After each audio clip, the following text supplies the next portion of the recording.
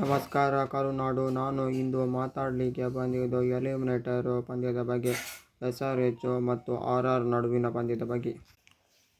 ಶುರುವಿನಲ್ಲಿ RR ಪರವಾಗಿ Jaiswal 29 run. ಅದೇ ರೀತಿ ಸೂರ್ಯವಂಶಿ ಎಂಥ ಆಟಗಾರರು, 96 ರನ್.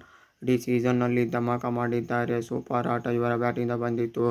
ಸಿಕ್ಸರ್ಗಳಂತೂ ಚೆನ್ನಾಗಿ ಬರ್ತಿತ್ತು. ಇವರಿಗೆ ಇಡೀ ಸೀಸನ್ನಲ್ಲಿ ಸೂಪರ್ ಆಟ ಬಂದಿದೆ. 12 ಸಿಕ್ಸ್ ಹೊಡೆದಿದ್ರು. ಅದೇ ರೀತಿ ರಿಯಾನ್ ಪರಾಗ್ 26 ರನ್. ಸೂಪರ್ ಆಟ ಅವರ ಬ್ಯಾಟಿಂದ ಬಂದಿದೆ. ಅದೇ ರೀತಿ ಕಡೆಯಲ್ಲಿ ಧ್ರುವಿ ಜುರೇಲ್ ಸೂಪರ್ ಆಟ 50 ರನ್.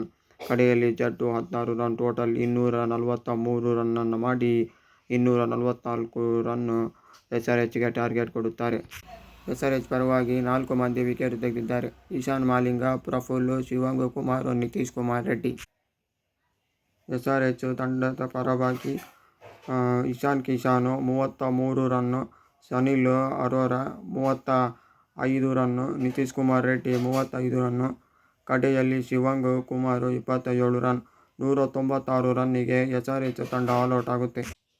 RR ತಂಡದ ಪರವಾಗಿ 5 ವಿಕೆಟ್ ತೆಗೆದಿದ್ದಾರೆ. Jofra Archer, Burger, Sushant Mishra, Yashraj Punja, Ravindra Jadeja.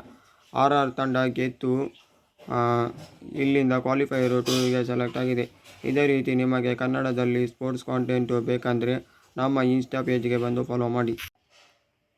Vaibhav Suryavanshi ಅದ್ಭುತವಾಗಿ ಆಡಿದ್ದಕ್ಕೆ ಮ್ಯಾನ್ ಆಫ್ ದಿ ಮ್ಯಾಚ್ ಸಿಗುತ್ತೆ. ಇದೇ ರೀತಿ ನಿಮಗೆ ಕನ್ನಡದಲ್ಲಿ ಸ್ಪೋರ್ಟ್ಸ್ ಕಾಂಟೆಂಟ್ ಬೇಕಂದರೆ ನಮ್ಮ ಯೂಟ್ಯೂಬ್ ಚಾನಲ್ಗೆ ಬಂದು ಸಬ್ಸ್ಕ್ರೈಬ್ ಮಾಡಿ.